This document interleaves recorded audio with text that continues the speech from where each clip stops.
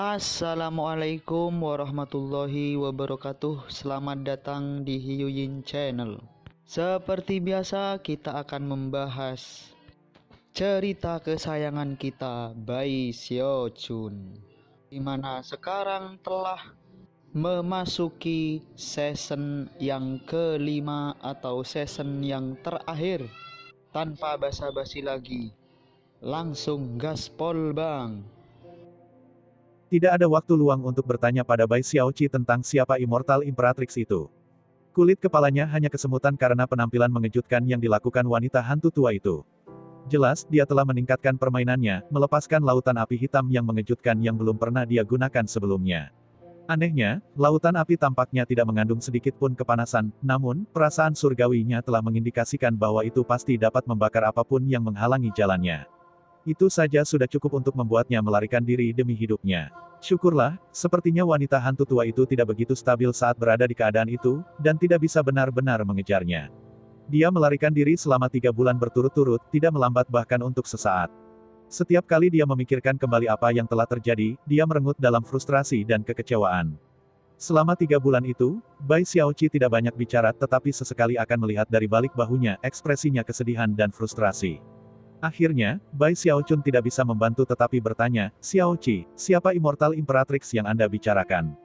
Dalam kemarahan yang jarang terjadi, Bai Xiaoqi berteriak, "Kamu tidak diizinkan untuk menodai Immortal Imperatrix dengan bahkan menyebut-nyebutnya."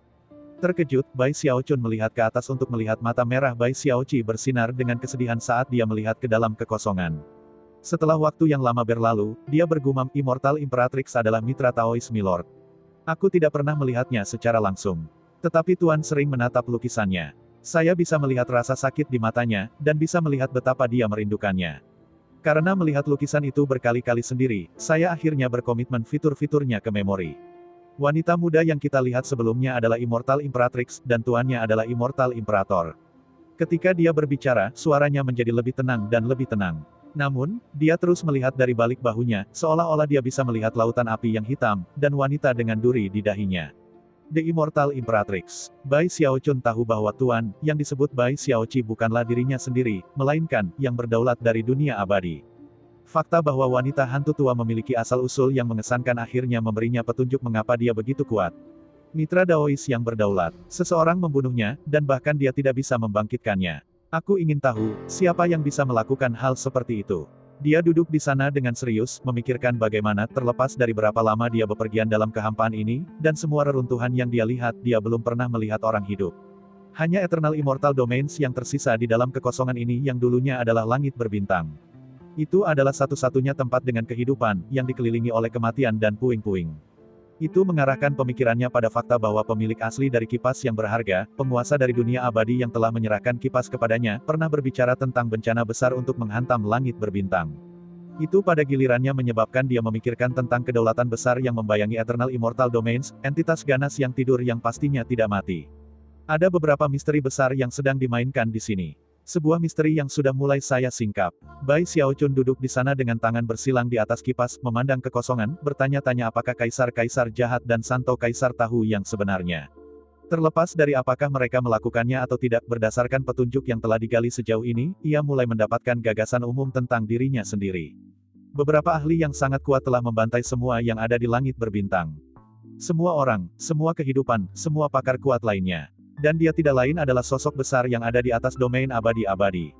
Dalam pertempuran terakhir atas domain abadi-abadi, dewa tertinggi, dewa suci, dan dewa jahat, semuanya penguasa, telah mengorbankan hidup mereka sendiri untuk menyegel musuh itu, menempatkannya dalam keadaan keberadaan yang bertahan hingga sekarang. Masih ada banyak hal yang Bai Xiaochun tidak mengerti. Siapa ahli yang luar biasa kuat itu? Mengapa dia ingin membantai semua yang ada? Mengapa dia menunggu sampai akhir untuk bergerak di domain abadi-abadi? Dan bagaimana mungkin pakar sekuat itu disegel oleh hanya 3 penguasa? Orang akan berpikir bahwa suatu entitas yang cukup kuat untuk memusnahkan segala sesuatu di langit berbintang, termasuk semua penguasa lainnya dan rakyatnya, tidak akan begitu lemah sehingga disegel oleh 3 penguasa. Saat ini, tidak ada cara untuk menjawab pertanyaan seperti itu. Setelah melihat kekosongan untuk waktu yang lama, ia kembali bekerja pada formula untuk nyala api 28 warna. Sementara itu, berat kekosongan yang sunyi itu sepertinya membebani dirinya. Mungkin pertempuran dengan wanita hantu tua itu berakhir dengan tubuh kertasnya dihancurkan. Apapun alasannya, dia tidak pernah mengejar mereka lagi, membuat Bai Xiaochun menarik napas lega. Siklus 60 tahun berlalu. Selama waktu itu, dia sesekali akan kembali ke Eternal Immortal Domains untuk menghabiskan waktu bersama Dabao, Xiao Xiao, Song Junwan, dan Zhou Zimo. Dia juga membantu Raja Sembilan Kata dan Raja Roh Advent, serta Dewa Timur dan Utara, untuk mencapai alam surgawi. Sekarang Ark Emperor Dinasti memiliki 8 Celestial, membuat mereka bahkan lebih kuat dalam domain abadi-abadi. Meskipun mereka tidak mengendalikan wilayah terbesar dalam hal wilayah abadi, mereka cukup kuat sehingga dinasti mereka benar-benar membentuk keseimbangan kekuatan tripartit. Satu-satunya downside adalah bahwa, dengan pengecualian Gongsun Wanner, mereka semua berada di alam celestial awal. Jika mereka bisa membawa seseorang ke alam surga akhir, maka dalam hal surgawi, mereka akan menjadi yang paling kuat dari 3 negara. Bai Xiaochun telah lama membiarkan kipas yang berharga untuk mengikuti jalannya sendiri. Selama siklus 60 tahun yang telah berlalu, ia melihat satu set puing demi puing, dan puing-puing yang tak pernah berakhir. Tidak ada kehidupan lain dalam kehampaan ini, membuatnya merasa seperti seorang penjelajah waktu yang menyaksikan akibat kehancuran yang dahsyat. Perlahan tapi pasti, dia mendapatkan pemahaman yang lebih baik tentang dunia yang telah mengisi langit berbintang di masa lalu. Bai Xiaoqi juga memberikan rincian sebagai jawaban atas pertanyaan yang diajukan Bai Xiaochun. Selain itu, Bai Xiaochun akhirnya menyulap nyala api 28 warna. Basis kultivasinya sekarang berada di puncak lingkaran besar alam surgawi, yang berarti bahwa ia sekarang sangat dekat untuk menjadi seorang Arkean. Itu adalah celah kecil, dan juga celah besar. Kecuali dia mendapat kesempatan dan keberuntungan yang tepat, dia tidak akan bisa menjembatani itu. Bahkan tetap saja, kecakapan bertarungnya bahkan lebih tinggi dari sebelumnya, dan dia memiliki kontrol yang lebih baik terhadap kipas berharganya. Dia sekarang bisa memanggil 2 budak kuno, keduanya bisa tetap berada di luar kipas untuk waktu senilai 2 dupa. Luminescence arcayannya juga meningkat. Dia sekarang memiliki lebih dari 50 tembakan, membuatnya mungkin untuk mengalahkan Arkans dalam pertempuran tanpa dirinya sendiri menjadi satu. Tentu saja, Bai Xiaochun tidak hanya senang dengan keadaan. Kecuali jika dia seorang Arkayan, dia tidak dapat membangkitkan bawahannya jika mereka mati, yang berarti bahwa makhluk-makhluk langitnya seperti pohon tanpa ada yang bisa menancapkan akarnya. Jika badai datang, mereka bisa dihancurkan semalaman. Kecakapan pertempuran Arcayan adalah tulang punggung dinasti kekaisaran, dan kemampuan surgawi kebangkitan adalah satu-satunya cara untuk mempertahankannya hidup dalam jangka panjang. Sayangnya, tidak peduli apa yang dia coba, dia tidak dapat menemukan cara untuk menjembatani celah terakhir itu. Selanjutnya, nyala multiwarna banyak berhubungan dengan basis budidayanya. Pada saat ini, dia menyadari bahwa hanya dengan basis budidaya Reala Arcayan dia dapat menyelesaikan formula untuk nyala api 29 warna. Akhirnya, ia menyerahkan semua tes dan rencananya, dan menenangkan hatinya. Mengosongkan dirinya sendiri, dia memandang kehampaan itu, sampai suatu hari, matanya melebar, dan dia bangkit berdiri. Bai Xiaoqi muncul di sebelahnya, dan ketika dia melihat keluar, dia bergumam, "Kita bertemu lagi. Ini adalah ke-9 kalinya saya melihat mereka." Jauh di kehampaan adalah lampu berkilauan yang tak terhitung jumlahnya, yang lampu kristal yang tak terhitung jumlahnya, menerangi selamanya peti mati tempat mereka beristirahat. Tampaknya ada terlalu banyak peti mati untuk dihitung, mungkin jutaan. Ketika mereka melayang melalui kekosongan, mereka hampir tampak seperti hujan. Saat kipas yang berharga itu berhenti, Bai Xiaochun berdiri di ujungnya, menatap pemandangan yang megah. Ketika peti mati yang tak terhitung jumlahnya lewat, dia bisa melihat bahwa di dalam mereka ada mayat pria dan wanita yang diawetkan. Sayangnya, mereka sudah ada begitu lama sehingga banyak dari mereka mulai membusuk dan tampaknya hampir menghilang sama sekali. Itu adalah hujan penguburan yang terus berlanjut untuk waktu yang lama. Ketika peti mati terakhir lewat, Bai Xiaochun berdiri di sana dengan tenang, menyadari bahwa ini adalah salah satu dari banyak orang yang terlibat dalam pembantaian di langit berbintang di masa lalu. Sebelum meninggal, mereka telah meninggalkan hujan peti mati ini sebagai peringatan mereka di dalam kehampaan. Dalam tahun-tahun perjalanannya mengumpulkan jiwa, Bai Xiaochun telah mencapai pemahaman yang jauh lebih baik tentang kekosongan di sekitarnya. Namun, terlepas dari semua reruntuhan yang telah dilihatnya, tidak ada yang membuatnya terguncang seperti menyaksikan jutaan peti mati melayang di depannya. Akhirnya, dia memunggungi kekosongan dan duduk dengan penuh pertimbangan. Pada titik ini, dia benar-benar yakin bahwa kekosongan ini adalah tempat kematian, dengan satu-satunya kehidupan yang ada di Eternal Immortal Domains. Satu-satunya hal yang tersisa adalah jiwa, dan robot semangat seperti Xiaoqi. Menghela napas, dia memandang Bai Xiaoqi, dan tiba-tiba merasa sangat kasihan padanya. Suasana hatinya sendiri telah merosot selama beberapa tahun terakhir, periode waktu yang tidak seberapa dibandingkan dengan rentang waktu yang sangat besar bahwa robot roh melayang sendirian melalui kekosongan. Tidak heran jika sikapnya begitu buruk ketika mereka pertama kali bertemu. Waktu terus berlalu tanpa bicara. Tahun demi tahun, satu set reruntuhan demi satu. Suatu hari kipas itu tiba-tiba mulai melambat. Itu bukan karya Bai Xiaochun atau Bai Xiaoqi. Rupanya, kipas itu akan mencapai tujuan akhirnya. Dari samping, Bai Xiaoqi terengah-engah, dan matanya berkedip aneh, seolah-olah dia akrab dengan lokasi yang mereka dekati, tetapi pada saat yang sama, tidak terbiasa. Wilayah di atas dipenuhi dengan begitu banyak reruntuhan sehingga ukuran keseluruhannya melebihi apapun yang dilihat Bai Xiaochun sejauh ini selama perjalanannya. Bahkan, tidak mungkin untuk melihat di mana reruntuhan ini berakhir. Ada bangunan yang hancur, batu-batu yang hancur, dan benda-benda magis yang tak terhitung jumlahnya hancur. Kadang-kadang, bahkan mungkin untuk melihat tanaman yang sangat kering dan layu sehingga mereka akan hancur menjadi debu jika disentuh.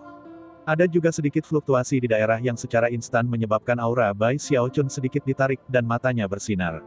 Energi abadi, gumamnya, bangkit perlahan. Segera setelah dia merasakan energi itu, dan melihat keluar untuk menentukan jalur mana yang diikuti oleh kipas, kemungkinan monumental terjadi padanya.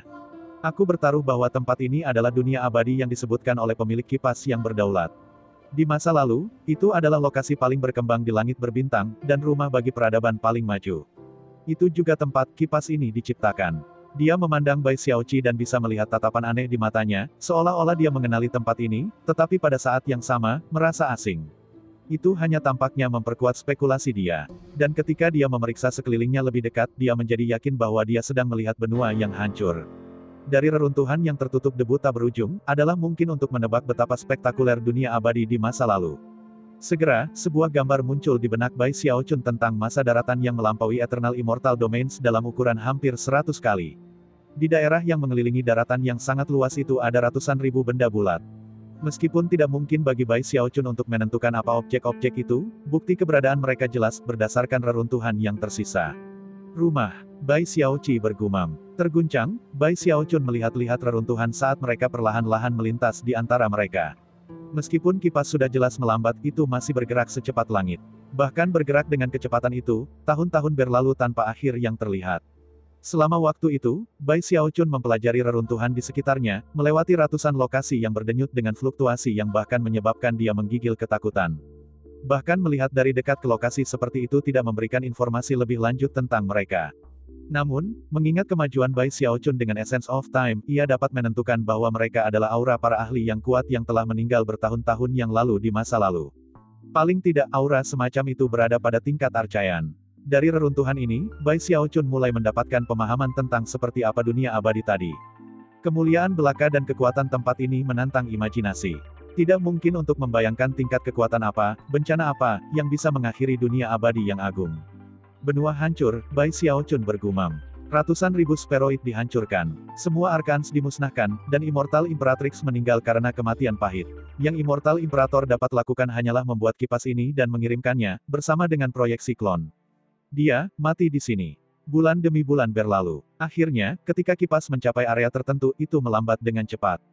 Ketika itu terjadi, Bai Xiaochun melihat-lihat reruntuhan, dan menyadari bahwa dia merasakan sesuatu menariknya, benda besar.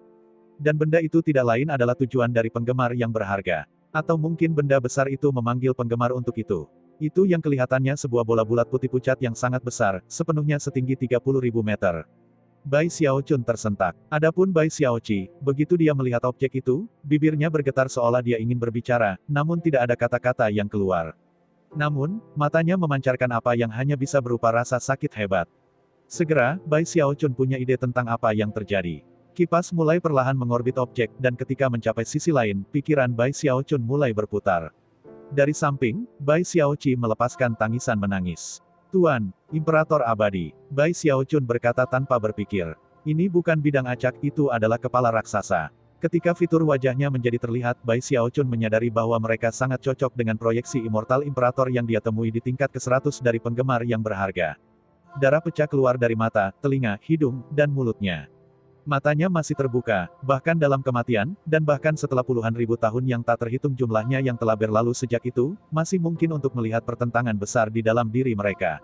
Hanya dengan melihat mata itu, Bai Xiaochun hampir bisa mendengar raungan amarah yang mengguncangnya hingga ke jiwanya.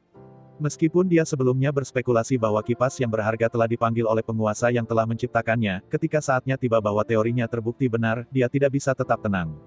Bahkan, kesedihan dan amarah yang terkandung di dalam kepala memengaruhi area di sekitarnya, menyebabkan segalanya berubah dari tekanan. Jika bukan karena tubuh kedagingan Bai Xiaochun yang sangat kuat dan fakta bahwa dia berada di kipas itu sendiri, dia tidak akan bisa bahkan mendekati. Bahkan dengan semua perlindungan itu, dia masih merasa kurang sehat dan kesulitan bernapas. Setelah sedikit waktu berlalu, dan dia menyesuaikan diri sedikit, dia menggenggam tangan dan membungkuk dalam-dalam ke Immortal Imperator. Setelah mengucapkan terima kasih kepada Immortal Imperator karena menciptakan kipas yang berharga, dia bangkit dari busurnya dan menatap kepalanya. Dia bergumam. Mengirimkan rasa surgawi, dia berusaha untuk melakukan kontak dengan kepala, dan meskipun sulit, dengan bantuan dari kipas, dia berhasil. Pada saat itu, dia gemetar, dan dausitnya mulai bergetar seolah-olah dengan antisipasi putus asa. Terguncang, Bai Xiaochun menyadari bahwa ada kekuatan yang mengintai di dalam kepala penguasa. Itu adalah kekuatan yang aneh, bukan energi abadi, atau kekuatan basis kultivasi. Itu benar-benar mengingatkannya pada saat dia menjadi celestial, dan Bunda Abadi telah berbisik di telinganya. Ini aliran Qi. Bai Xiaoqi berbisik. Saya tahu mengapa kipas angin datang ke sini. Itu tidak dipanggil oleh tuanku, melainkan dari apa yang ada di dalam kepala tuanku. Ini aliran Qi dari dunia abadi. Bai Xiaochun, Anda adalah penerus tuan, dan dengan demikian Anda memenuhi syarat untuk menyerap sedikit terakhir aliran Qi dari dunia abadi. Jika Anda melakukannya, maka membobol Archaean Rim semudah membalikkan tangan Anda. Bai Xiaochun memandang kepala Sultan, dan ketika suara Bai Xiaoqi berdering di telinganya, dia menyadari bahwa seperti yang dikatakan oleh roh otomat, kekuatan aneh itu memang bagian terakhir dari aliran Qi dari dunia abadi. Aliran Qi itu telah menarik kipas ke sana, yang masuk akal mengingat aliran Qi telah menciptakan kipas angin di lokasi ini. Adapun dausitnya sendiri, itu haus kekuatan itu karena alasan yang sama Bai Xiaoqi sebutkan. Jika dia bisa menyerap aliran Qi dunia abadi yang terakhir, maka dia bisa dengan mudah menerobos ke alam Archaean. Ini adalah kesempatan yang membuat semua makhluk langit tergila-gila, nasib baik yang jarang ditemui. Selain dari domain abadi-abadi, tidak ada dunia lain di kehampaan ini yang telah berhasil melestarikan beberapa aliran Qi mereka melalui bencana. Orang lain selain Bai Xiaochun harus berusaha keras untuk memikirkan cara untuk mengekstrak aliran Qi itu dan menyerapnya. Bagaimanapun, itu akan membutuhkan persetujuan dari aliran Qi itu sendiri. Tapi Bai Xiaochun tidak perlu khawatir tentang itu. Setelah menjadi pemilik kipas, ia telah mendapatkan persetujuan proyeksi klon penguasa. Intinya, dia sudah menabur karma dengan dunia abadi. Meskipun sepertinya koneksi yang lemah itu sudah cukup untuk mendapatkan persetujuan dari aliran Qi. Tapi sekarang, dia menghadapi satu tantangan utama bagaimana cara mengekstrak aliran Qi. Setelah sedikit analisis, antisipasinya berkembang, dan matanya bersinar cerah. Bagaimanapun, dia telah terjebak dalam lingkaran besar alam surgawi untuk beberapa saat sekarang, tidak dapat menerobos. Karena itu, kesempatan ini, nasib baik ini, sudah cukup untuk menyebabkan hatinya membengkak dengan semangat. Tapi seperti biasa, dia tidak bertindak gegabah. Dia pertama-tama menganalisis sekelilingnya, mengitari area dengan kipas angin untuk sementara waktu, dan bahkan mengirim budak-budak kuno untuk menjelajah sedikit. Hanya setelah itu dia muncul dari kipas dan mendekati kepala Sultan. Ketika dia mendekat, tekanan meningkat, tetapi segera, dia hanya berjarak 30 meter dari itu. Pada jarak ini, bahkan tidak mungkin untuk melihat bagian atas kepala raksasa. Yang bisa dilihatnya hanyalah kulit keabu-abuan, dengan kerutan selebar lengannya. Menahan tekanan yang tidak nyaman, dan di bawah tatapan cemas Bai Xiaoqi, dia melakukan gerakan mantra dengan tangan kanannya dan kemudian mendorong keluar ke kepala Sultan, melepaskan kekuatan basis kultivasinya dalam upaya untuk mengekstrak aliran Qi. Sayangnya, tidak ada jumlah kekuatan basis kultivasi yang memicu reaksi dari aliran Qi. Itu hampir seolah-olah tidak tahu Bai Xiaochun ada. Dia mencoba berbagai kemampuan surgawi dan teknik magis. Dia mencoba menggigit lidahnya dan menggunakan darahnya sendiri. Tapi aliran Qi tidak bereaksi sama sekali. Bai Xiaochun benar-benar mulai gugup. Setelah ragu-ragu sejenak, dia mengambil langkah maju, menggunakan gravitational extermination dalam upaya untuk meniadakan tekanan yang membebani kepala Sultan, dan bahkan melepaskan beberapa aura dari Feasting Sovereign's Fist-nya. Dia juga mengirimkan pesan kepada Bai Xiaoqi meminta bantuan, yang kemudian menggunakan kekuatan kipas untuk menguatkannya. Dan dengan demikian, dia terus maju selangkah demi selangkah. Dari tanda 30 meter, ia mencapai 24 meter, lalu 15 meter, lalu 9 meter. Akhirnya, dia hanya selangkah lagi, cukup dekat untuk menjangkau dan menyentuh kepala. Pada saat itu, dia gemetar, dan wajahnya tampak magenta karena usaha itu.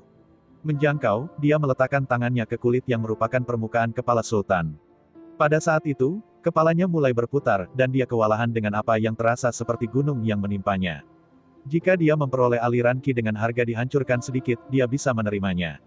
Tetapi bahkan setelah menyentuh kepala tidak ada reaksi dari aliran Qi. Batuk seteguk darah, dia terhuyung mundur sampai dia kembali pada kipas angin. Terengah-engah, dia memandang kepala penguasa, benar-benar bingung dengan situasi dengan aliran Qi. Bagaimana cara mengekstraknya, dia pikir. Dari samping, Bai Xiaoqi tampak sama terkejut dan bingung, dan tidak punya saran untuk diberikan. Setengah bulan berlalu, selama itu Bai Xiaochun mencoba semua yang dia bisa pikirkan. Setiap kali, ia menemui kegagalan, batuk darah, dan menunggu untuk pulih sebelum mencoba lagi. Akhirnya, dia mulai kehilangan harapan. Duduk di sana di atas kipas, dia menatap kepala Sultan, mempertimbangkan apakah mungkin untuk menyeretnya ke wajah kipas. Tampaknya tidak mungkin untuk mengekstrak aliran Qi melalui cara biasa. Sejauh menghancurkan kepala tidak hanya dia tidak mampu, bahkan jika dia sudah melakukannya, dia tidak akan membungkuk ke tingkat itu. Dia memiliki garis bawah dalam kehidupan, dan membalas kebaikan dengan permusuhan bukanlah sesuatu yang akan dia lakukan. Bagaimanapun, dalam beberapa hal Imperator Abadi adalah tuannya. Dan Bai Xiaoqi jelas tidak akan mentolerir perilaku profan tersebut. Bai Xiaochun duduk di sana dengan kerutan di wajahnya selama 5 hari, berpikir. Akhirnya, alisnya berkerut lebih dalam ketika ide baru muncul padanya. Sepertinya ada dua kemungkinan mengapa aku tidak bisa mengekstrak aliran Qi. Entah metode saya salah, atau saya tidak memenuhi syarat. Jika saya memenuhi syarat, maka saya harus bisa hanya memberi isyarat kepada aliran Qi, dan membuatnya terbang keluar kepada saya. Karena itu, aku benar-benar hanya punya satu pilihan. Aku perlu memperdayai aliran Qi dengan berpikir bahwa aku adalah Imperator Abadi. Matanya mulai bersinar terang pada keberanian gagasan itu. Namun, semakin dia memikirkannya, semakin dia menyadari bahwa itu sepertinya kemungkinan yang pasti. Untuk memperdayai aliran Qi, aku bisa menggunakan sutra paramita masa depanku untuk menghubungkan nasib immortal Imperator dengan nasibku sendiri. Jika itu tidak cukup, saya bisa menggunakan sutra bekas reinkarnasi saya untuk mencoba mendapatkan akses ke beberapa ingatan kedaulatan apapun yang tersisa di kepalanya. Jika aku bisa memahami hidupnya dengan mengalami ingatannya maka aku akan menjadi dia, dan dia akan menjadi aku. Setelah merenungkan situasinya sedikit lagi, dia bergerak menuju langsung ke kepala Sultan, khususnya, dahi. Ketika dia semakin dekat, dia mengulurkan tangan dan menyentuh kulit. Selanjutnya, ia melakukan gerakan mantra dengan tangan kirinya, melepaskan sutra paramita di masa depan. Untaian merah berputar ke tangan kirinya, berubah menjadi paramita lili merah. Begitu bunga memasuki kepala penguasa, pikiran Bai Xiaochun bergemuruh, dan sesuatu yang sangat kuno memenuhi dirinya. Pada saat yang sama, jeritan gemetar meletus dari mulutnya. Kepalaku, kepalaku. Setelah menghubungkan nasibnya dengan penguasa, tiba-tiba terasa seperti kepalanya sendiri telah dipenggal. Rasa sakit, dan sensasi kematian, sangat realistis. Syukurlah, dia sudah siap untuk sesuatu seperti ini, dan berhasil mempertahankan kesadaran. Kemudian, dengan kegembiraannya, potongan aliran Qi mulai bergerak dan bergerak ke arahnya. Meskipun tidak datang jauh-jauh, jaraknya hampir setengah. Segera, dia cerah. Jadi, ini berhasil. Nah, sekarang saya perlu melihat apakah saya bisa menyatu dengan ingatannya. Tangan kirinya kabur lagi saat ia melepaskan sutra bekas reinkarnasi. Begitu dia menyentuh dahi Sultan, getaran melewatinya, dan matanya menjadi kosong. Tiba-tiba, dia tidak tampak seperti dirinya sendiri, seolah jiwanya meninggalkan tubuhnya, dan memasuki dunia yang penuh dengan kabut. Dunia ini begitu besar sehingga Bai Xiaochun mulai menjadi benar-benar kosong, melupakan waktu, melupakan segala sesuatu di sekitarnya. Akhirnya, dia merasakan seseorang mendorong dan mendorongnya. Bangun, Little Chen. Bai Xiaochun merasa seperti sedang didorong bangun dari tidur nyenyak. Dia membuka matanya, dan seolah-olah jiwanya telah kehilangan akses ke semua ingatannya sebelumnya. Dia tidak tahu siapa dia, dan hanya tahu bahwa dia merasa sangat dingin. Kepingan salju putih dan halus jatuh dari atas, benar-benar menutupi langit, dan juga menutupi tanah, bahkan membuat pegunungan yang jauh menjadi warna putih pucat. Bai Xiaochun menemukan dirinya di hutan pohon yang layu. Faktanya, pohon-pohon ditutupi dengan begitu banyak salju sehingga banyak cabang mereka telah patah. Cabang-cabang yang tersebar yang tetap utuh tampak seperti bintik-bintik hitam di dalam dunia putih yang lebih luas. Jangan tertidur, Chen kecil, kata seseorang. Tetap terjaga. Bai Xiaochun merasa seperti sedang bermimpi, kecuali dia tidak ingat apa mimpi itu. Sekarang setelah dia bangun, semuanya menjadi kabur. Yang dia tahu adalah bahwa itu dingin, sangat dingin sehingga dia merasa seperti dia akan membeku. Mungkin rasa dingin telah menyegel ingatannya. Tapi kemudian, dia merasa dirinya didorong beberapa kali, dan sebuah wajah muncul di depannya, putih karena salju. Itu adalah anak muda, sekitar 13 atau 14 tahun. Dia kurus dan tampaknya terluka karena pakaiannya sobek dan ternoda darah. Dia terlihat sangat lemah, tetapi ada sesuatu pada matanya yang benar-benar tak terlupakan. Mereka berkilauan seperti bintang, tetapi pada saat yang sama, mengandung kekejaman yang mendustakan usianya yang masih muda. Namun, ketika dia menatap Bai Xiaochun, kekejaman itu lenyap untuk digantikan dengan kehangatan dan cinta. Kakak Bai Xiaochun bergumam, bibirnya bergetar. Ya, ingatannya mengatakan kepadanya bahwa ini memang kakak laki-lakinya, saudara lelaki berdarah yang dengannya ia berbagi ayah dan ibu. Bahkan mengatakan satu kata, saudara, menyebabkan gelombang kelelahan melewatinya. Dia hampir tidak yakin bisa menghadapi angin yang menggigit, angin liar yang memenuhi dirinya dengan kesuraman dan kehancuran. Jelas itu adalah akhir musim dingin, apalagi dengan kepingan salju yang jatuh. Namun, ketika dia melihat ke atas ke langit, dia menyadari bahwa ada juga serangga yang terbang tinggi di langit belalang putih pucat. Rupanya, kehadiran mereka di dalam badai salju itulah yang menyebabkan kelaparan yang mencengkeram tanah. Ada orang lain di daerah itu, para pengungsi yang berkerumun melawan angin, kerangka kurus dan ekspresi lesu membuat sulit untuk mengetahui apakah mereka masih hidup. Mereka semua takut akan hawa dingin, namun, tampaknya tidak ada yang mau menyalakan api. Bukan karena mereka tidak mau, tetapi karena mereka tidak berani. Ketika Bai Xiaochun melihat belalang di badai salju, dia langsung bisa mengatakan bahwa mereka unik dalam lebih dari satu cara. Tidak hanya mereka dapat bertahan hidup dalam cuaca sedingin es ini, tetapi juga jelas bahwa api akan menarik perhatian mereka. Dan di tengah musim dingin, ketika makanan langka, mereka akan memakan apa saja yang bisa mereka temukan. Bobot dari semua pikiran ini tampaknya melemahkannya, ke titik di mana ia nyaris tidak bisa mengangkat tangannya. Namun, entah bagaimana dia berhasil melakukan itu, dan ketika dia melakukannya, dia melihat tangan seorang anak berusia 7 atau 8 tahun. Tangannya jatuh ke bawah, dan dia berjuang untuk membuka matanya. Pria muda yang berbicara beberapa saat yang lalu tampak lega melihat Bai Xiaochun bangun. Namun, dia juga bisa melihat betapa lemahnya dia, dan bagaimana dia kesulitan menjaga matanya terbuka. Dia mendorongnya dengan cemas beberapa kali lagi, jelas bersedih pada kenyataan bahwa adiknya mengalami kesulitan bertahan hidup. Masalahnya adalah kelaparan, hanya jika dia dapat menemukan makanan untuk dimakan, saudaranya akan memiliki kekuatan untuk terus hidup. Tunggu di sana sedikit lebih lama, Little Chen. Saya akan mendapatkan makanan untuk Anda. Tunggu saja, aku akan segera kembali. Keteguhan hati muncul di mata anak muda itu, dan ketika dia berbalik dari adiknya, kekejaman kembali ke wajahnya.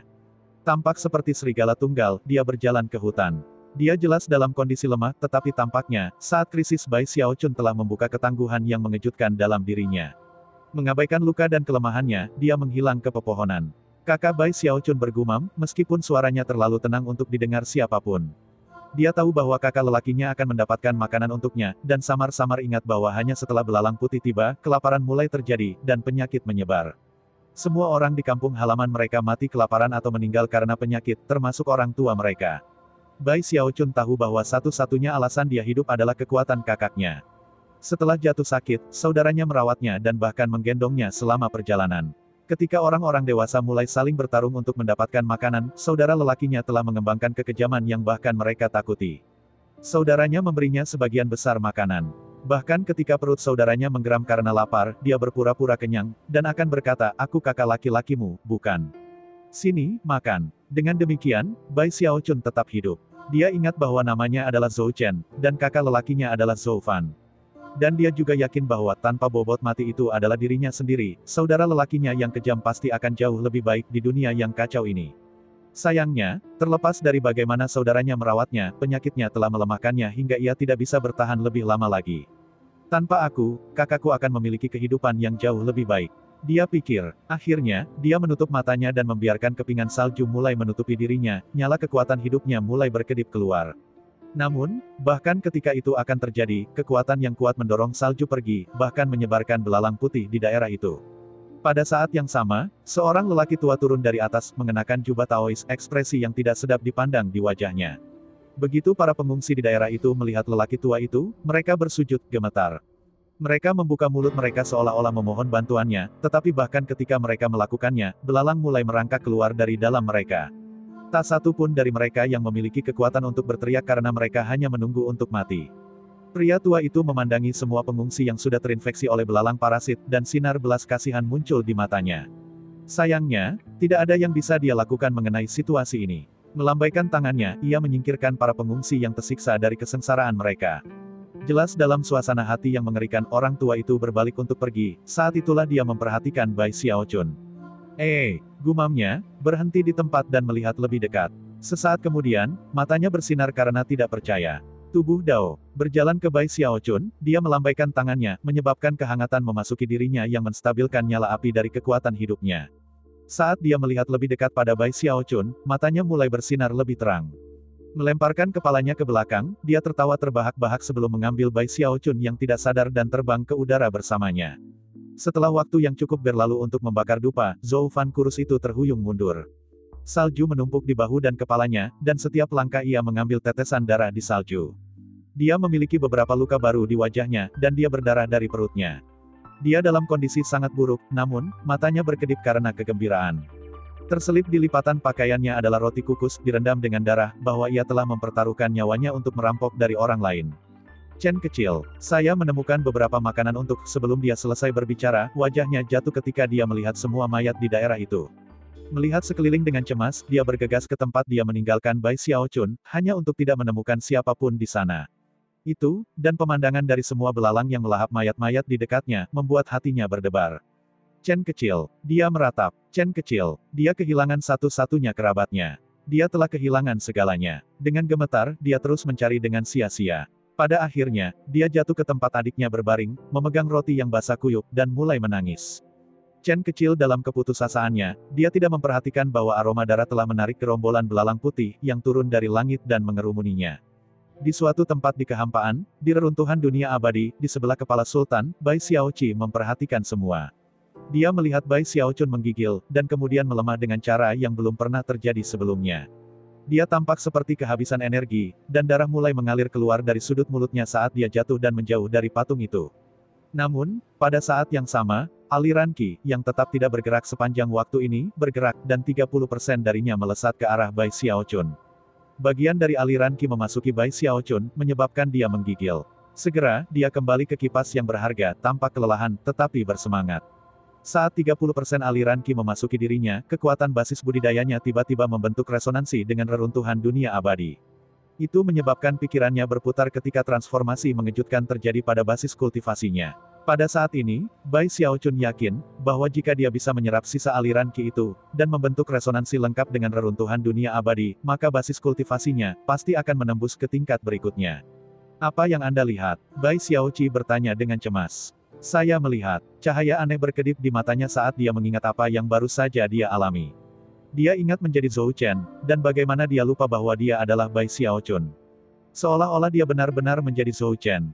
Lebih tepatnya, semua yang dia katakan, dan bahkan pikirannya, semua adalah kenangan ingatan tentang hal-hal yang telah terjadi di masa lalu. Bai Xiaochun memandang Bai Xiaoqi. Nama Immortal Imperator adalah Zhou Chen. Bai Xiaoqi menggigil. Melihat kembali dengan kaget pada Bai Xiaochun, dia diam-diam berkata, jadi kamu benar-benar berhasil. Meskipun semua yang dia katakan sebelumnya benar, dan dia benar-benar berharap Bai Xiaochun bisa mendapatkan aliran Qi itu, dia percaya itu terlalu sulit. Dan ketika Bai Xiaochun jatuh beberapa saat yang lalu, keraguannya telah tumbuh. Tapi sekarang, dia mengetahui bahwa Bai Xiaochun benar-benar berhasil. Aku melihat Imperator Abadi sebagai seorang pemuda. Bai Xiaochun memejamkan mata dan mengingat kembali semua yang telah dilihatnya. Sambil mengerutkan kening, dia menyadari bahwa dia masih berada di bawah pengaruh apa yang baru saja terjadi. Begitu dia berpikir kembali ke saudara lelaki penguasa, gelombang cinta muncul dalam hatinya. Jika aku melanjutkan ini, efek emosional mungkin akan menjadi lebih serius. Tetapi saya harus melakukannya. Saya membutuhkan aliran Qi ini untuk mencapai terobosan basis kultivasi saya. Setelah mempertimbangkan beberapa hal, ia memutuskan bahwa meskipun ada beberapa risiko, ia dapat menerimanya. Mata berkedip dengan tekad, dia sekali lagi terbang ke arah kepala Sultan. Setelah melalui proses satu kali sebelumnya, dan telah memperoleh 30% dari aliran Qi, ia dengan cepat melepaskan sutra masa depan dan sutra bekas. Pikirannya mulai berputar, dan dia merasakan hal yang sama seperti terakhir kali. Pikirannya menjadi kosong. Waktu berlalu, dan kemudian dia membuka matanya. Sinar matahari yang menyilaukan menusuk matanya, tetapi dia tidak menutupnya. Dia berdiri di luar lembah awan hitam, tinggi, tampan, dan gambaran kebenaran dan vitalitas. Namun, ada sesuatu yang menyakitkan hatinya, perasaan bahwa dia tidak bisa menghilangkannya. Terakhir kali ia memasuki ingatan kedaulatan, ia masih muda, tapi sekarang, Zhou Chen setengah baya. Banyak hal telah terjadi sejak masa mudanya, dan ia telah mencapai banyak hal.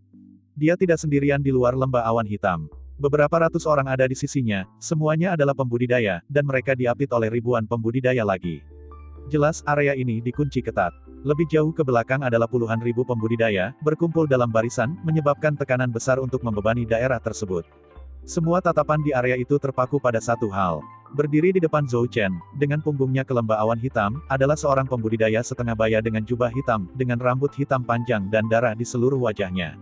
Dia juga tampan, tetapi dengan cara jahat-jahat. Matanya ungu, dan ekspresinya sedingin es.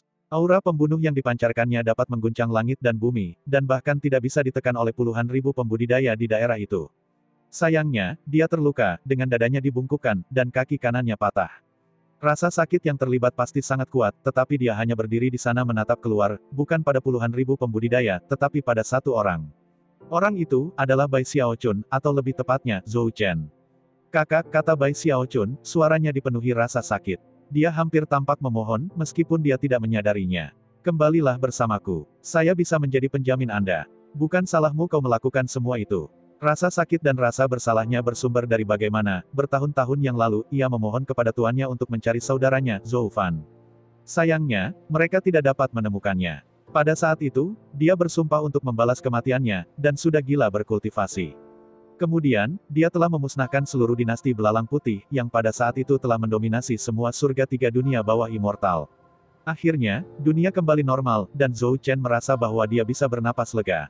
Namun, dia tidak pernah bisa melupakan kakak laki-lakinya itu. Bertahun-tahun kemudian, dia menemukan bahwa dunia abadi memiliki 9 surga, dan bahwa dia tinggal di 3 surga bawah. Akhirnya, ia menjadi salah satu tokoh paling terkenal di sana, subjek banyak pemujaan. Saat itulah Zhou Fan muncul kembali. Dia memimpin pasukan dinasti belalang hitam, yang jauh lebih menakutkan daripada dinasti belalang putih. Ketika mereka menyebar melalui 3 surga bawah, memakan segala sesuatu di jalan mereka menambahkan kekuatan korban mereka ke basis budidaya Zhou Fan. Itu adalah teknik keji, menakutkan yang menyebabkan alarm meluas di antara para pembudidaya 3 langit rendah. Perang pahit terjadi selama bertahun-tahun. Itu adalah era yang sulit dan mematikan, yang memuncak dalam acara ini. Aku bahkan akan melepaskan tembakan untuk mencapai Middle Tree Heavens jika itu akan membuatmu tetap aman. Bai Xiaochun melanjutkan. Saudaraku, tolong, ikut aku. Perasaan campur aduk bisa dilihat di mata Zhou Fan berjubah hitam. Namun, dia menggelengkan kepalanya, dan matanya berubah sedingin es. Mulai sekarang, Little Chen kamu dan aku, bukan keluarga. Melihat sekeliling pada para pembudidaya di sekitarnya, dia tersenyum mengejek, lalu berbalik dan berjalan ke lembah awan hitam. Tidak ada yang berusaha menghentikannya. Sejauh yang mereka ketahui, melangkah ke lembah itu berarti dia sudah mati, dimusnahkan. Sebagai konfirmasi nyata dari asumsi mereka, saat Zhou Fan berjalan ke awan, mereka mulai menggerogoti tubuhnya. Dia gemetar ketika dia berjalan maju, dagingnya membusuk, tulang-tulangnya menjadi terlihat. Ketika dia berkarat, gelombang belalang hitam meletus dari dalam dirinya, menjerit kesakitan ketika mereka mencoba melarikan diri. Sebelum mereka bisa, mereka dilenyapkan oleh awan. Semua orang menghela nafas lega. Tapi bukan Bai Xiaochun. Rasa sakit mencengkeram hatinya ketika dia menyaksikan saudara lelakinya dimakan habis oleh awan. Akhirnya, dia melangkah maju dan berseru dengan suara nyaring, "Saudaraku, mengapa kamu melakukan ini? Katakan padaku, mengapa?" Zhou Fan jelas mengalami kesulitan berjuang maju. Ketika dia mendengar suara saudaranya, dia berhenti sejenak, lalu membuka mulutnya seolah berbicara. Namun, dia tidak mengatakan apa-apa. Sambil menundukkan kepalanya, dia melanjutkan, membusuk. Sekarang, dia tidak lebih dari tulang, membuat pemandangan yang benar-benar menakutkan. Hanya matanya yang terus menyala dengan obsesi dan fokus saat dia melangkah lebih dalam ke lembah awan. Sudah, mungkin baginya untuk melihat sesuatu di ujung lembah, di kedalaman awan hitam, sesuatu yang luar biasa.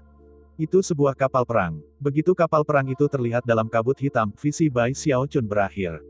Setelah mendapatkan kembali kejernihannya, ia mendapati dirinya di depan kepala Sultan, didorong pergi oleh tekanan besar. Kali ini, dia bernasib jauh lebih baik daripada pada kesempatan sebelumnya. Dia telah memperoleh tambahan 20% dari aliran Qi, yang sudah memasuki tubuhnya. Bai Xiaoqi tidak mengajukan pertanyaan, tetapi matanya bersinar cerah, dia tahu apa yang sedang terjadi. Bai Xiaochun kembali ke kipas angin dan beristirahat selama beberapa hari, lalu kembali ke kepala Sultan, matanya bersinar dengan tekad. Ketika tangannya menyentuh kulit, dan dia melepaskan sihir Taoisnya, kekosongan sekali lagi mengambil alih. Sekarang, dia sudah terbiasa dengan itu, dan membiarkannya terjadi. Waktu berlalu, setelah itu, dia bangun. Atau mungkin Zhou Chen yang terbangun.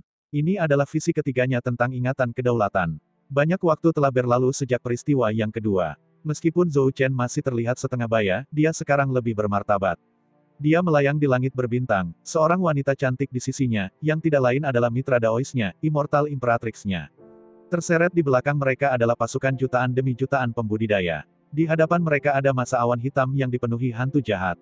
Tidak ada ons kekuatan hidup yang hadir di sana, tidak ada kekuatan hidup yang terdeteksi pada pria berjubah hitam yang berdiri di depan awan, yang tidak lain adalah Zhou Fan. Jubah hitamnya sendiri nampaknya mampu menghabiskan segalanya di jalurnya, bahkan menyebabkan cahaya di daerah itu menekuk ke arahnya. Rambut hitam yang berputar-putar di sekitarnya tidak menyembunyikan es dingin dari matanya saat dia menatap pemimpin pasukan dari dunia abadi, Zhou Chen, serta wanita di sisinya. Perasaan campur aduk bisa terlihat di mata Zhou Fan saat dia memandangnya, tetapi segera mereka lenyap dan dia memusatkan perhatiannya pada Zhou Chen. Zhou Chen atau lebih tepatnya, kurasa aku harus memanggilmu Taois duniawi. Saat Bai Xiaochun melayang di sana, dia tidak bisa mencegah kemarahan dan amarah naik di dalam hatinya, serta kesedihan. Dia memikirkan kembali bagaimana, setelah saudaranya memasuki lembah awan hitam, semuanya kembali normal. Zhou Chen akhirnya memilih untuk naik ke tiga surga tengah, dan setelah beberapa tahun, menjadi celestial. Kemudian terjadi sesuatu yang relatif jarang. Dia naik ke surga tiga tinggi, di mana ia menjadi murid dari Imperator Immortal yang berkuasa saat itu. Pada saat itu, dia diberi nama Daois. Dia tidak akan lagi menjadi Zhou Chen. Dia akan menjadi Taois duniawi. Saat itulah dia bertemu dengan seorang kakak penatua bernama Mortal Taois yang mengingatkannya pada kakak laki-lakinya sendiri. Mereka rukun, dan segera menjadi Arkaans bersama. Keduanya jatuh cinta dengan suster junior mereka, yang kebetulan adalah putri Imperator Abadi. Akhirnya, tuan mereka, Imperator Immortal asli, memudar, menjadi bagian dari Essence of Starry Langit-Langit, bagian dari sungai waktu dan ruang itu sendiri. Bertahun-tahun kemudian, Daois dunia mendapatkan persetujuan dari dunia abadi, dan menjadi penguasa. Dia dinamai Immortal Imperator yang baru, dan sister juniornya memilih untuk menikah dengannya, menjadi Immortal Imperatrix. Sayangnya, Mortal Taois, yang basis budidayanya sebenarnya sedikit lebih tinggi daripada Taois duniawi, frustrasi berulang kali dalam upayanya untuk mencapai terobosan, dan tidak bisa mendapatkan persetujuan dari dunia abadi. Itu adalah masalah catatan publik, dan banyak orang memiliki spekulasi tentang situasi tersebut. Dan pada saat itulah, di bawah tiga langit bawah, di luar lembah awan hitam, Zhou Fan muncul, mengenakan jubah hitam. Dia tidak sendirian. Spektre iblis yang tak terhitung jumlahnya muncul dari awan bersamanya, dan sekali lagi, perang mengunjungi dunia abadi. Namun, itu bukan perkembangan yang paling mengejutkan. Ketika Zhou Fan dan Mortal Taois bertemu, mereka berdua bergabung menjadi satu. Pada saat itu, semua orang tahu bahwa Mortal Daois, murid dari Immortal Imperator asli, sebenarnya adalah tiruan dari Zhou Fan, yang telah menghilang ke surga 3 bawah tahun yang lalu. Entah bagaimana, setelah klon dan diri sejati bergabung kembali, terlepas dari kenyataan bahwa kehendak dunia abadi menolak untuk memberikan persetujuan, ia menerobos untuk menjadi penguasa. Pada saat itu, dia membuang nama asli Zhou yang sebenarnya. Dia juga meninggalkan bagian Daois dari nama Daois sebelumnya. Dia menyimpan karakter Fan, yang artinya fana, dan kemudian menambahkan karakter pemberontak ke dalamnya. Dia memberontak terhadap apa yang ortodoks, menentang surga untuk mengubah nasibnya. Pada saat itu, dunia abadi memperoleh renegade mortal iblis imperator. Untuk berdaulat untuk eksis tanpa persetujuan dunia abadi adalah bita, tetapi tidak ada yang bisa dilakukan tentang hal itu. Begitu renegade mortal menjadi berdaulat, ia memimpin pasukan hantu jahatnya untuk berperang di dunia abadi. Setelah banyak pertempuran sengit, kedua saudara itu akhirnya dipersatukan kembali pada saat ini. Renegade mortal, kamu berdaulat sekarang, jadi mengapa tinggal di dunia abadi? Kembali keluar lembah pemusnahan di 3 surga bawah, yang aku minta hanyalah kau kembali padaku. Saya akan melakukan apa saja. Sekarang, yang ku minta hanyalah kau pergi. Tinggalkan dunia abadi, dan jangan pernah kembali. Taois duniawi menyembunyikan rasa sakit di matanya saat dia melihat orang asing yang adalah saudaranya. Sampai saat ini, dia masih tidak mengerti mengapa semua ini terjadi. Sementara itu, renegade mortal melayang-layang di langit berbintang, tangan tergenggam di belakang punggungnya ketika dia melihat Worldly Daois, senyum tipis di wajahnya. Kamu tahu, Worldly Daois, ada legenda di langit berbintang ini. Jika alam semesta ini akan kehilangan semua kekuatan hidup, semua makhluk hidup, semua dunia, dan semua orang, jika langit berbintang menjadi gelap, maka dalam kehampaan hitam yang menghasilkan, bunga abadi akan mekar. Bunga abadi hanya akan mekar ketika koleksi dunia yang luas lenyap. Hanya satu bunga. Konsumsilah bunga itu, dan Anda dapat keluar dari alam sovereign dan menjadi benar-benar abadi. Itulah satu-satunya cara untuk menjadi abadi. Tidak ada jalan lain. Ada kekuatan aneh dalam suara mortal renegade yang menyebabkan semua orang yang mendengarnya berbicara merasa sangat terguncang. Jadi ya, aku akan pergi. Tapi aku hanya akan melakukannya setelah memusnahkan dunia abadi. Lalu aku akan pergi ke dunia berikutnya, dan kelompok orang berikutnya. Akhirnya aku akan memadamkan semua langit berbintang, di mana bunga abadi akan mekar untukku. Visi berakhir, tetapi Bai Xiaochun tidak bangun. Dia tenggelam dalam kekosongan lagi, dan ketika dia membuka matanya lagi, dia melihat kenangan terakhir yang ada di kepala Sultan. Ketika mereka masuk, dia gemetar, dan merasa dirinya dipenuhi amarah, dan bahkan lebih lagi, kesedihan. Dia ada di sana di langit berbintang, rambutnya acak-acakan, lemah, dan terluka. Hidupnya akan berantakan ketika dia melihat ke bawah ke Immortal World yang hancur, di mana banyak hantu jahat yang membantai para pembudidaya kiri dan kanan. Jelas dunia abadi tidak cocok untuk lawan ini. Bola yang tak terhitung jumlahnya yang mengelilingi dunia abadi hancur. Di lengannya adalah mayat seorang wanita. Dia adalah Immortal Imperatrix, tapi auranya telah dimusnahkan. Di sana, di dahinya ada lonjakan hitam, perlahan-lahan memancarkan asap hitam. Lonjakan itu telah menghancurkan kekuatan hidupnya, dan meskipun berdaulat yang telah menguasai hakikat hidup dan mati, Daois duniawi tidak mampu membangkitkannya kembali. Dia hanya bisa menahan tubuhnya, air mata mengalir di wajahnya saat dia melemparkan kepalanya ke belakang dan melolong, renegade mortal. The Worldly Daois menatap sosok berjubah hitam di depannya, yang kehadirannya semata-mata, serta asap hitam kejam yang berputar-putar di sekelilingnya, menyebabkan semuanya berputar dan membelok. Meskipun hidupnya telah mencapai akhir, dan nyala dari kekuatan hidupnya hampir padam, Daois duniawi masih memiliki energi untuk berteriak mengapa. Mengapa Anda melakukan semua ini? Sanshan adalah mitra Daois saya, dan saudari junior Anda. Dia adalah satu-satunya darah dan daging tuan kita. Bagaimana Anda bisa begitu kejam? Jangan bilang itu untuk bunga abadi. Itu hanya legenda, dan bahkan jika itu benar, itu tidak menjelaskan mengapa Anda berubah. Pembela Fana, Zhou Fan, saudara, katakan padaku apa yang terjadi padamu. Saya ucapkan banyak terima kasih kepada teman-teman yang telah menonton dan mendengarkan cerita yang Mimin sampaikan.